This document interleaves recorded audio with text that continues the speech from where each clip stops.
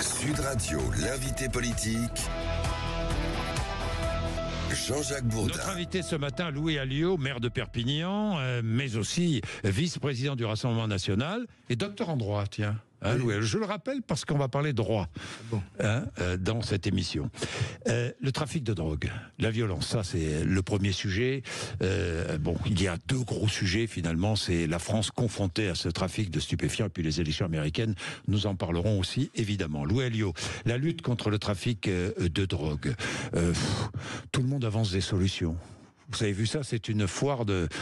mais quelle est la solution? Il n'y en a pas une solution. Alors d'abord... Vous êtes maire d'une ville, vous êtes confronté à cette problématique-là, à ce phénomène. Depuis 4 ans, je passe mon temps à donner des consignes, et la police municipale s'en charge, de démanteler les points de deal. Bon.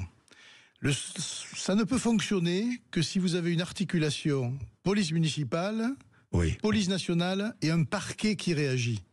Là, ça fonctionne, on obtient des résultats. Oui, mais vous obtenez des résultats provisoires. Attendez, laissez-moi. Exactement. Mais ce qu'on ne fait pas en France, et je me suis toujours posé la question de savoir pourquoi, c'est qu'il n'y a aucune campagne de sensibilisation aux dégâts de la consommation de stupéfiants, quels qu'ils soient. Et de ce point de vue-là, moi je m'interroge. Et en fait, quand on creuse un peu, j'en suis venu à la conclusion qu'il y avait tellement de consommation, y compris un peu partout dans le personnel, y compris dans le personnel politique, parce que personne ne veut s'en occuper. Mais ça crée des situations absolument intenables. Le trafic, derrière le trafic de drogue, vous avez de la prostitution, vous avez du trafic d'armes, vous avez, pourquoi pas, de l'islamisme radical dans certains endroits. Enfin, vous avez tout un éventail, une panoplie de conséquences. Mais tant qu'on ne mettra pas de la pédagogie dans les écoles pour sensibiliser sur les dangers, tant qu'on n'ira pas voir les consommateurs en leur disant quand vous consommez de la coke ou de ce qu'ils veulent, vous alimentez des réseaux qui exploitent des enfants, des femmes, etc. Tant qu'on ne fera pas ça, eh bien on courra finalement derrière les dealers en permanence sans régler la solution. J'ajoute qu'enfin, et c'est là le plus inquiétant, c'est un problème de santé publique. Car la drogue, alors on sait le tabac, ça, on sait que le tabac a ses conséquences, on sait que l'alcool a ses conséquences. La drogue, elle a des conséquences psychiatrique. Et moi, j'ai discuté avec des psychiatres, j'ai discuté aussi avec des gens du parquet de Perpignan. Il y a des situations physiquement irrécupérables. Et irrécupérable, ça veut dire des soins, et qui dit soins veut dire garantir ces soins, financer ces soins, et qui paye tout le monde. Donc je veux dire, c'est le serpent qui se mord la queue. Donc la prévention, absolument. Surtout, moi, indispensable. Indispensable. C'est indispensable. Dès le plus jeune âge. Alors, parce que j'ai vu quand même Jean-Philippe Tanguy nous dire le consommateur de drogue doit être envoyé en prison, même pour de courtes peines. C'est impossible. Ça, c'est-à-dire qu'on n'a déjà pas de place en prison. Mais si vous voulez, ce qu'a voulu dire, je pense, Jean-Philippe, c'est qu'il faut responsabiliser le consommateur.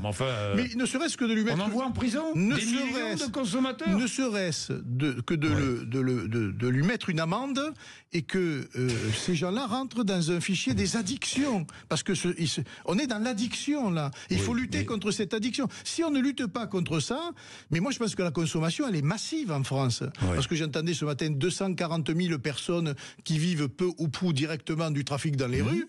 Ça veut dire que s'il y en a 240 000, vous en avez 10 ou 20 fois plus ou 100 fois plus qui en consomment. Et c'est de cela dont il faut s'occuper, en plus de démanteler. Et enfin, j'avais oublié, allez voir les pays d'origine, parce que cette drogue-là, elle n'est pas fabriquée en France. Elle arrive bien de quelque part. Donc mettre tous les consommateurs en prison, c'est pas une solution.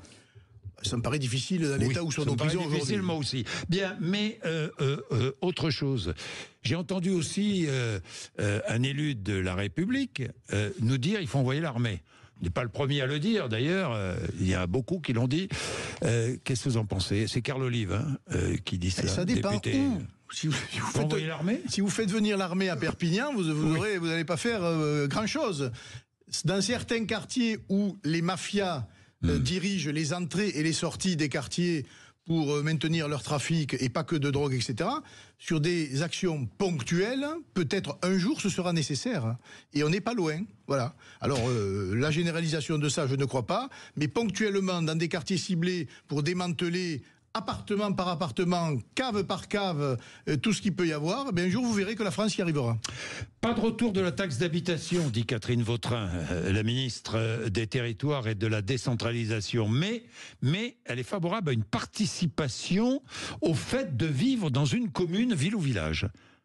Il faut une participation pour, finalement, participation des citoyens pour participer à la vie communale, financer en quelque sorte la vie communale, une contribution, c'est ce que demande l'Association des maires de France, une contribution en fonction de ses moyens, évidemment. Moi, je pense qu'il faut une refonte complète de la fiscalité et arrêter de dire il nous faut des contributions. C'est comment elles commencent ces contributions. Souvenez-vous la CSG, elle a commencé à 1%. Et puis elle était provisoire. Voilà, exactement. La CRDS aussi. Donc il faut remettre à plat le système fiscal français, parce qu'aujourd'hui, l'air de rien, localement, tout ne repose que sur la fiscalité des propriétaires. C'est la taxe foncière aujourd'hui qui fiscalise en quelque sorte les habitations. Les locataires n'ont pas ce souci-là. Et donc de ce point de vue-là, il va quand même falloir tout remettre à plat, parce qu'il y a une fiscalité locale très importante et très lourde. Et en face de ça, on peut pas dire qu'on peut pas jusqu'où, j'allais dire, augmenter les impôts locaux. Moi, je le vois à Perpignan, je serais incapable d'augmenter les impôts qui ne pèsent que sur 4 Perpignanais sur 10. Vous comprenez ? C'est-à-dire qu'il y a 4 Perpignanais qui paient un impôt pour financer l'ensemble des activités. Perpignanais riches ne paient pas d'impôts. Il y a des locataires riches. Oui, il y en a sûrement, mais les propriétaires, eux, les payent. Voilà. Moi, je regarde les propriétaires, eux, les payent. Et il n'y a pas que des propriétaires riches. Ah non, ça c'est sûr. Exactement. Ça, c'est encore notre souci. Oui, budget. La discussion s'achèvera peut-être à temps, ce n'est pas sûr, nous verrons bien. Que va-t-il se passer ? Le texte initial du gouvernement pourrait être transmis au Sénat, si la discussion ne s'achève pas à temps, qu'il le travaillera, puis à la commission mixte paritaire, Sénat-Assemblée. Quoi qu'il arrive, les députés RN voteront contre ce budget ? Ils voteront contre, oui. Oui, ça c'est sûr. Quoi qu'il arrive, quel que soit le texte au bout. Pour l'instant, il n'y a aucune avancée significative sur ce qu'on demandait. Et même sur la niche parlementaire qui a été la nôtre, où il y avait des choses qu'on aurait pu partager avec une partie de cette Assemblée-là, ça n'a pas été voté par pur dogmatisme et idéologie. Et c'est le problème aujourd'hui de cette Assemblée nationale qui ne surfe, si vous voulez, que sur des idées préconçues et qui ne veut pas admettre que en France, 11 millions de personnes ont mis un bulletin du Rassemblement national pour changer de politique. Ce n'est pas rien, 11 millions. Et M. Barnier, lui, le sait, mais il est un peu pris entre le marteau et l'enclume, et je ne sais pas comment ça va se terminer. Bon, mais est-ce que, vous voterez contre ce budget, est-ce que vous déposerez une motion de censure ? De ce que j'ai compris, non. Mais je suis voté. Non, mais vous êtes vice-président du RN, pardon. Oui, mais attendez, il nous reste un peu de temps quand même. Quoi ? Oui, il vous reste un peu de temps, mais ça approche, ça va vite. Le temps passe vite, Louis Alliot. Ça veut dire que vous allez voter contre le budget, on est bien d'accord, ça veut dire que vous n'êtes pas d'accord, mais en même temps, vous ne voulez pas censurer le gouvernement, pourquoi ? Mais il faudra regarder dans ce budget s'il y a des mesures qui sont, contestables dans leur globalité et qui, à nous, ne nous permettent pas de rassurer en quelque sorte notre électorat. Je pense à la sécurité, je pense à l'immigration et je pense au pouvoir d'achat. On regardera ces 3 sujets. Si sur ces 3 sujets-là, il y a des choses qui sont, inacceptables, alors le gouvernement se mettra en situation de subir une motion de censure. Non, mais vous êtes extraordinaire. Vous dites, nous allons regarder le texte, mais nous savons déjà que nous voterons contre. C'est ce que vous m'avez dit. Et après, vous m'avez dit, mais non, nous ne déposerons pas de motion de censure. Moi, j'aimerais comprendre. Parce que tout c'est extrêmement flou dans la position du RN. Pas du tout. La question, c'est... Quoi, pas du tout ? On veut le chaos ou on veut pas le chaos ? Bon, alors est-ce que vous voulez faire tomber le gouvernement, oui ou non ? Moi, je souhaite que dans la situation qui est la nôtre, le gouvernement réfléchisse à 2 fois et admette un certain nombre de propositions que nous poussons. Voilà. Si ces propositions sont dans le budget, qu'on les retrouve par les mesures, à ce moment-là, la chose sera entendable. Mais si on continue à dire, on discute, mais de toute façon, à la fin, ça fera du 49.3, il y aura une motion de censure, ce sera celle de la gauche. Et vous la voterez ou pas ? Je ne peux pas vous le dire maintenant. Non, mais est-ce que le RN pourrait voter cette motion de censure de la gauche ? Par le passé, on a déjà voté des motions de censure de la gauche. Alors vous avez un peu évolué, là. Au début, vous me disiez non, et puis maintenant, vous me dites c'est possible. Je vous ai dit, ça dépend de ce qu'il y a dans le budget. Oui, voilà. Ça, Ça, Ah ben on l'a oui, bien- mais c'est ça- important. Oui, non, mais ça- Nous sommes des pragmatiques. Vous êtes Voilà. des pragmatiques jusqu'à pouvoir voter avec LFI, quoi. Non, mais attendez, c'est pas une histoire de voter avec LFI, on n'est pas comme si. eux. Nous, c'est de voter Si. pour des mesures qui sont contraires à ce que souhaitent nos électeurs. On est surtout, j'allais dire, précautionneux de savoir ce que nos électeurs souhaitent. Je pense qu'ils souhaitent effectivement que ce budget ne soit... On vote contre, ça c'est sûr, mais peut-être ne souhaitent-ils pas que nous allions jusqu'à la motion de censure, et c'est tout ce qui va se jouer... Pour faire tomber le gouvernement. Exactement, c'est tout ce qui va se Est-ce jouer le moment dans le mois qui arrive. Est-ce le moment de faire tomber le gouvernement? C'est pour ça que je vous dis, tout ça se pèse, se mesure. Bon, Louis Alliot, les retraites. Le RN a un peu fluctué sur les retraites. Hein. Maintenant, Louis Alliot, ne me dites pas que le RN n'a pas Jamais. fluctué. C'est les journalistes qui n'ont pas voulu. Oh non, non, Louis Alliot. Puis Vous voulez c'est que vrai. je reprenne? Non, mais toutes les déclarations. Non, On a là, été- Là, non, vous n'allez pas. Non, non, vous êtes passé 60 ans, puis 62, puis Ça, vous c'était- êtes revenu. Oui, mais quoi, d'une c'était- présidentielle 2017 Oui. à la Oui. présidentielle 2022. Oui, mais vous avez Oui, d'accord. fluctué, donc. Bon, alors aujourd'hui, vous en êtes où? Aujourd'hui, si j'ai bien compris, votre position, c'est très simple. 40 ans de cotisation, on est bien d'accord? Pour ceux qui ont travaillé avant l'âge de 20 ans, ou jusqu'à Avant, l'âge de 20 ans. C'est ce que prévoit la réforme, hein, déjà. Oui. Enfin bon, d'accord. Bon, et au-delà de 20 ans, on cotise combien d'années? Au-delà de 20 ans, on cotise 42 ans. Voilà. C'est-à-dire, si je pars à la retraite, si j'ai commencé à travailler, à 22 ans, 42 ans de cotisation, je pars à la retraite à 64. À taux plein, oui. Ouais, à taux plein, à Voilà. 64. Donc vous êtes d'accord avec 64 ans. Si j'ai commencé à travailler à 24 ans, je pars à la retraite à 66 ans. Vous pouvez partir à la retraite à taux plein. 62 ans, mais le taux plein, effectivement, vous ne l'aurez qu'à proportion de ce que vous avez cotisé. Donc 66 ans. C'est tout. Voilà. Bon, d'accord. Ça me Bon, paraît, au moins, non, mais au moins c'est clair. Mais c'est vrai, Non, mais, non, mais On Quoi? tente d'expliquer ça depuis Mais non. longtemps, mais on Non, est vous avez fixe. évolué quand même. Non, Vous parce avez qu'en fait, évolué. le chiffon rouge pour un certain nombre de milieux, vous êtes encore à la retraite à 60 ans. Et on a toujours dit, nous, c'est pas l'âge qui est important, c'est le nombre de cotisations. Le La nombre durée. d'années de cotisation. La durée de Voilà. cotisation. La ouais. durée de cotisation. Bien. Est-ce que le RN a engagé un tournant libéral sous l'impulsion de Jordan Bardella? Je ne sais pas pourquoi vous me dites ça, Ben, mais... Pourquoi je vous dis ça? Parce que j'ai regardé les votes. Vous avez voté contre le retour de l'ISF.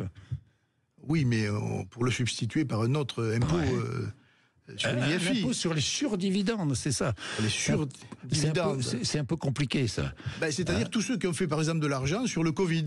Oui. Voilà. Bon. Non, vous ne trouvez pas qu'il y a un retour? Il n'y a pas de Mais c'est débat au sein du RN entre Il y a toujours- la ligne Marine Le Pen, que Il y a- vous soutenez, Il y a, tout- et la ligne Bardella? il y a Franchement. toujours des débats sur la macro Oui. ou sur la microéconomie. Bon. Moi, j'ai toujours été d'ailleurs, du temps... Vous êtes sur la ligne Marine Le Pen. Mais ça dépend pourquoi. Parce que Marine Le Pen, c'est sa ligne générale. Donc on est évidemment sur la ligne de Marine Le Pen. Mais mon prisme est plus tourné, j'allais dire, vers les artisans, les commerçants et les petites entreprises, tout simplement parce que de là où je suis, c'est-à-dire en tant que maire à Perpignan, c'est ceux que je vois évoluer sous mes yeux, en quelque sorte, avec les difficultés qui sont les leurs, et peu de politiques leur parlent. Alors c'est bien que Jordan Bardella leur parle, parce qu'aujourd'hui ils sont dans des situations très difficiles, et que malheureusement on parle toujours des grandes entreprises, des dividendes, des actionnaires. Mais fait pour celui qui vous vend le pain, qui vous vend l'épicier du coin, le quincaillier, ou l'agriculteur, ou le plâtrier, ou cela, jamais personne n'en parle, et moi je m'occupe d'eux en priorité. Bien. Élection américaine. Demain, vous voteriez Donald Trump ou Kamala Harris? Alors, si Vous ne je savez pas, quoi. sais pas que je sais pas, je voterai sûrement Trump. Oui. Voilà. Malgré ses outrances. Oui, malgré le personnage un peu fantasque qu'il représente, mais moi je regarde aussi ce qu'il y a derrière. Et le niveau d'agressivité et de guerre qu'il peut y avoir en maintenant les démocrates au pouvoir. Dites-moi, l'esprit de vengeance est compatible avec la démocratie? vous Non, pensez? ça je ne le crois pas en revanche. Voilà. Ouais. Non, mais c'est un personnage très particulier. Mais je remarque que quand il y a eu Donald Trump, il n'y a pas eu d'agression, par exemple, russe dans un certain nombre de pays. La Géorgie, c'était Bush. Sous Obama, c'était la Crimée. Et en Ukraine, c'est sous Biden. Avec Trump, au moins, je pense que les guerres s'arrêteront, ou en tout cas, qu'elles ne seront pas gérées de la même manière. C'est au moins ça. Après, Je n'attends rien, ni des démocrates, ni des républicains, parce que tout ça se fera sur le dos de l'Europe quand même. Il faut en avoir conscience. Ce ne sont pas, nous sommes dans une guerre économique mondiale, et dans cette guerre économique mondiale, que ce soit l'un ou l'autre, ils ne nous feront aucun cadeau. Il faut en être conscient. Est-ce que Perpignan est menacé, comme Valence, par des inondations catastrophiques? Alors, il y a eu l'inondation, ce qu'ils appelaient l'Aiguade de 40. Oui. Et qui a emporté une partie de Perpignan, mais ils ont fait un barrage en amont. Il y a eu quand même une gestion, j'allais dire, de la Tête, qui est la rivière qui descend. Et donc, on peut espérer que non, mais tout est possible. Oui. Tout est possible parce que à ce niveau-là de Comment catastrophe. ça fonctionne l'alerte ? Par exemple, à Perpignan, comment ça fonctionne? Parce qu'à Valence, on a reproché évidemment aux autorités locales de ne pas avoir donné l'alerte suffisamment tôt. C'est des questions qui se posent. C'est sirène et SMS. Oui. Comment faites-vous? Sirène et SMS? C'est pas moi qui fais, c'est le centre, c'est la préfecture. Oui, la préfecture. Mais pour tout vous dire, il y a peu d'exercices. Il faudrait peut-être des exercices aussi pour sensibiliser la population à un certain nombre de gestes. Ça commence à se faire, on le fait déjà. Hein. Oui, et travailler sur la construction. Moi j'ai un élu qui est travailler sur la construction, Louis Alliot. Et travailler sur la construction, oui, mais travailler sur la construction d'une manière intelligente. Hein. Ce que peut-être à Valencia, c'est je crois qu'il y avait eu déjà des dégâts en 57, qu'ils avaient détourné la rivière qui passe dans Valencia, et c'est pas elle qui est en cause, c'est des digues qu'on a enlevées d'ailleurs, et qui ont permis à l'eau d'envahir une partie de Valencia sur les banlieues et pas sur le centre-ville. Bon, je terminerai avec votre procès, le procès, enfin pas que le vôtre d'ailleurs, des assistants parlementaires, des élus du Front National, c'était le Front National à l'époque, procès en cours.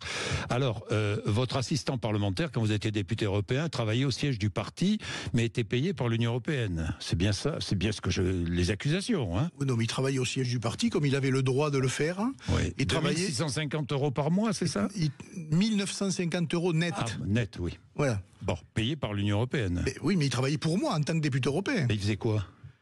Il gérait pour le coup mon courrier, puisqu'il n'a travaillé qu'en tout 2 mois d'essai, 2 mois de préavis. Il a travaillé 4 mois, et une grande partie de son temps, il travaillait pour moi à me trier le courrier, et je le voyais tous les jours, puisqu'il y avait le bureau à côté du mien. C'est ce que j'expliquais au tribunal. Oui, mais trier le courrier, parfaitement. Il faisait mon secrétariat. On est en cours d'installation, c'est un attaché parlementaire d'un député, il fait ce que le député lui demande, tout simplement. L'enquête n'a montré aucune trace du travail de ce monsieur qui s'appelle Laurent Sall, je crois. Pour une raison simple, c'est que mes assistants sont à Perpignan, et ceux-là, ils sont engagés sur le terrain, ou à Bruxelles, et ceux-là sont engagés sur les textes à Bruxelles. Mais moi, je ne vais pas me transformer en procureur, que les choses soient très claires. Louis Alliot, je vous pose simplement une question, j'ai vu vos déclarations, vous dites je fais confiance en la justice. On peut dire que ça. Oui. Si on ne fait plus confiance à la justice, on peut tous aller se rhabiller. Vous faites confiance en la justice en toutes circonstances? En toutes circonstances, il y a évidemment des choses choquantes. Quand par exemple, on arrête un dealer dans un squat, et que ce squatteur, avec de l'argent des espèces, est remis en liberté par les juges, à ce moment-là, je ne dis pas je fais confiance à la justice, parce que manifestement, il y a un problème. Donc, mais je veux bien croire que dans cette affaire-là particulièrement, la justice dira la réalité. Parce que j'ai amené un point au tribunal, évidemment, que les médias n'ont pas mentionné. Allez-y. C'est ce qui est toléré par le Parlement français semble ne pas l'être par l'Assemblée parlementaire européenne. Et ça pose un problème de droit fondamental. Et d'ailleurs, la présidente du tribunal m'a posé une question. Alors, pour vous, vous pensez que monsieur qui est sur l'organigramme d'un parti dans un service communication peut être aussi attaché parlementaire? Eh bien, à cette question-là, quand vous regardez le droit français, le droit de l'Assemblée nationale ou le Sénat, c'est oui. Quand vous regardez l'Assemblée parlementaire européenne, c'est non. Voilà. Parce que la différence, c'est que la France, c'est la France et l'Europe, c'est pas la France. On est député français. Louis Alliot. Non, c'est pas du tout ça. Mais c'est pas du tout ça. Et que l'argent est européen. Oui, alors l'argent européen, je vous signale... En partie français, mais pas que français. Pas en partie français. On donne à l'Europe 9 milliards de plus que ce que l'on reçoit. Alors, il faut arrêter de dire ça. Il n'y a pas que de l'argent français au niveau européen, vous le savez. Donc, oui. D'accord, mais je vous dis qu'on donne beaucoup plus que ceux que l'on reçoit. Mais là, c'est un contrat de droit français, nous sommes des députés français au Parlement européen, et il est quand même absolument incroyable de savoir si vous relevez du droit de l'Assemblée, enfin, qui prévaut à l'Assemblée nationale ou au Parlement européen. C'est quelque chose de fondamental sur le fond, parce que de cette question-là, peut-être demain, il y aura d'autres conséquences pour d'autres professions. Bien, merci Louis Alliot d'être venu nous voir ce matin sur l'antenne de Sud Radio. Il est 8h56. Nous sommes avec Patrick Roger, juste après les informations de 9h.